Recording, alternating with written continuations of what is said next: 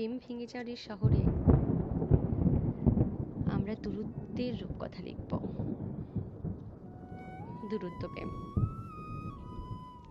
এক অপেক্ষায় বাঁচার গল্প। দুটো মানুষ অনেকটা দূরে থেকেও মনে মনে একসঙ্গে থেকে যাওয়ার নাম, সংসার যাপন করার নাম দূরত্ব প্রেম। কিন্তু সব দূরত্ব ভেবেই কি এতটা সুখ যাপন হয়? রাতের অন্ধকার নামলে দূরত্ব প্রেমে হারানোর ভয় নামে না? সব ভেঙে যাবার কষ্টের কান্নায় রাতের বালিশটা ভিজে ওঠে না? আমরা খুব ভালো ছিলাম। আমাদের দূরত্ব নিয়ে, কম বেশি দেখা করা নিয়ে আমরা বড্ড সুখে ছিলাম। আমাকে সকলে বলতো, এত দূরে থাকে একটু বাদ এবার। আমি হেসেই উড়িয়ে দিতাম ওদের কথা। আমার কখনো মনেই হয়নি অনেক দূরে থাকে সেই মানুষটা কখনো আমাকে ছেড়ে অন্য কারো হতে পারে। আমি কখনোই ভাবতে পারতাম না আমাদের মধ্যে যে শক্ত বন্ধনটা রয়েছে সেটা কখনোই আলগা হয়ে যেতে পারে। কিন্তু আজ আমি বুঝি, সময়ের সঙ্গে সবকিছু বদলে যাওয়াটাই রীতি। ওর ব্যস্ততা বাড়তে লাগলো আর কমতে লাগলো আমাদের কথা বলা ব্যস্তানুপাতিক হারে। যে মানুষটা 2-3 ঘন্টা আমার সঙ্গে কথা না বলে থাকতে পারতো না, সে মানুষটা 2-3 দিন কি অবলীলায় কাটিয়ে দিত। আমি নিজেকে বোঝাতাম ও খুব ব্যস্ত। আমি নিজেকে বোঝাতাম ওর ব্যস্ত থাকাটা দরকার। মন খারাপ হতো, মাঝে মাঝে মনে হতো ও এতটাই ব্যস্ত যে আমাকে 10 মিনিট টাইম নিতে পারে না। এভাবেই চলছিল সবকিছু। দিন যাচ্ছিল আর আমাদের দূরত্ব বাড়ছিল, আর আমার ওকে মিস করা বাড়ছিল। আমি মিস করতাম আমাদের একসঙ্গে থাকা মুহূর্তগুলোকে। যখনই সেগুলো আমার মনে পড়তো, আমার আমার মন কেমন গুলো আরো প্রবল হয়ে উঠত। আমার ওকে ছুতে খুব ইচ্ছে করত। আমি চাইতাম ওকে জড়িয়ে ধরে কাটতে।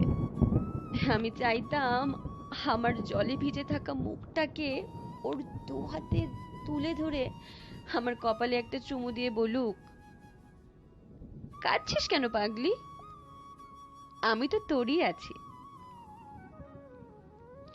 আমি মিস করতাম আমাদের ভিডিও কলগুলোকে। আমি মিস করতাম ওর সেই কথাগুলোকে। হই এই চুমুটা তোর ঠোঁটে, হ্যাঁ এই চুমুটা তোর ঠোঁটের নিচের দিকটায়, এই চুমুটা তোর। হারিয়ে যাচ্ছিল সবটা, সবটা ভাঙছিল। আমাদের সেই নিখাত হাড্ডাগুলো আর হতো না। হানিমুনে সমুদ্র নাকি পাহাড় নাকি জঙ্গল, সেই নিয়ে ঝগড়াটাও আর হতো না। যদিও ফেসবুকে আমাদের ছবি দেখে কেউ বুঝতেই পারতো না যে আমাদের প্রত্যেক দিনের দূরত্বটা তাদের আলোকবর্ষকেও ছাড়িয়ে যাচ্ছে।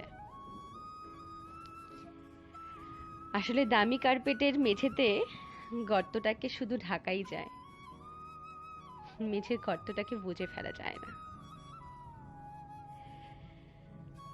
তবুও একদিন ওর মনের মতো করে সেজে আমি অনেকগুলো ছবি তুললাম। তারপরে ওকে ফোন করে বললাম, জানিস তো, আজকে না একদম তোর মনের মতো করে সেজেছিলাম। জানিস, আজকে আমি অনেকগুলো ছবি তুলেছি। না,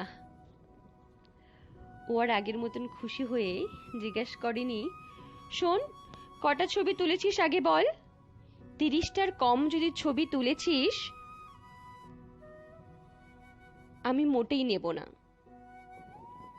আবার সে যে আমাকে ছবি তুলে পাঠাবে।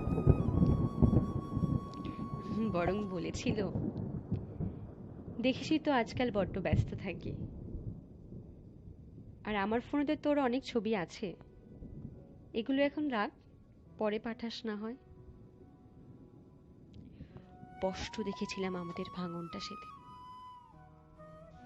কিন্তু এত কিছুর পরেও আমি বিশ্বাস করতে পারতাম না যে কোনোদিন, কোনো মুহূর্তে হয়তো আমাদের সম্পর্কটা ভেঙে যেতে পারে।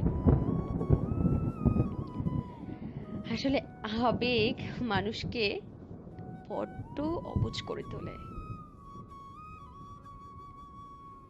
কিন্তু আমার সমস্ত ভরসা, বিশ্বাস ভেঙে টুকরো টুকরো হয়ে গেছিল যেদিন ফেসবুকে অন্য একটা মেয়ের সাথে ওর রিলেশনশিপ স্ট্যাটাস দেখেছিলাম। আমি হাঁ করে ফোনের স্ক্রিনে তাকিয়েছিলাম, কাঁদতেও পারছিলাম না। কেমন একটা ঘোরের মধ্যে চলে গিয়েছিলাম। সে ঘোরটাও ভেঙেছিল ওর একটা মেসেজে। আমাকে বলেছিল, এত দূর থেকে না সম্পর্কটা রাখা যাচ্ছে না, ভালো থাকিস। এক নিমিষে, এক টোকায় এত বছরের প্রেম, আবেগ, স্বপ্ন, অনুভূতি সবটা মিথ্যে হয়ে গেল। আমাদের দূরত্বের কথাটা মৃত্যু যোগ্যতায় পরিণত হলো।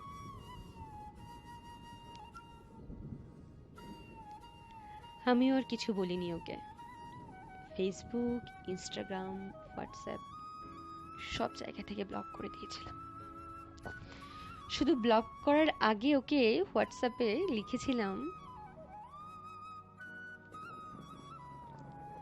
দূরত্ব প্রেমও ভাঙলো তবে, আজ আমার মনে ঘরে ভীষণ সুখ। প্রেমিক শুধু ভালো থেকো, আমার অপেক্ষাদের মৃত্যু হোক।